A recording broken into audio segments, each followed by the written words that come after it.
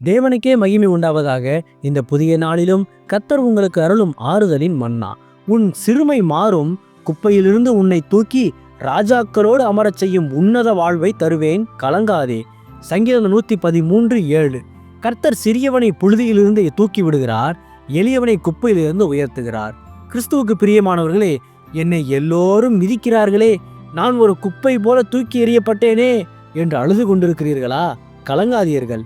மனிதர்கள் பார்வையில் நீங்கள் சிறியவராக இருக்கலாம், ஆனால் கர்த்தர் உங்களை பெரிய இடத்தில் வைக்கப் போகிறார். ஆடுகளுக்கு பின்னால் தெரிந்த தாவீதை கர்த்தர் புழுதியிலிருந்து தூக்கி இஸ்ரவேலின் ராஜாவாக மாற்றவில்லையா? அவன் குடும்பமே அவனை ஒதுக்கியது, ஆனால் கர்த்தர் அவனை தேடினார். இன்று உங்கள் வாழ்வை கடன், அவமானம், வியாதி என்கிற குப்பையில் கிடக்கலாம், ஆனால் உங்களை உயர்த்த போகிறவர் சர்வ வல்லவர்.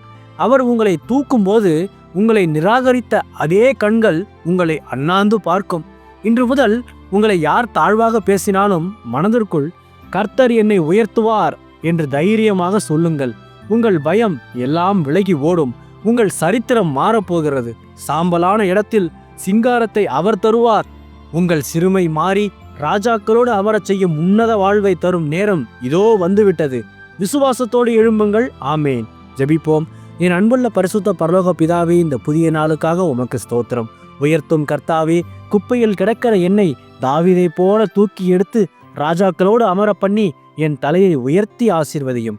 இன்று பிறந்தநாள், திருமண நாள் கொண்டாடும் உமது பிள்ளைகளின் இந்த புதிய ஆண்டை உமது நன்மை கிருபையால் முடிசூட்டி ஆசீர்வதியும். பிதாவே, இயேசுவின் வருகையில் நான் அவரோடு எடுத்துக்கொள்ளப்படும்படி என்னை தகுதிப்படுத்தும், தயார்படுத்தும். இயேசுவின் நாமத்தில் ஜெபிக்கிறேன் எங்கள் நல்ல பிதாவே. ஆமேன். மாரநாதா.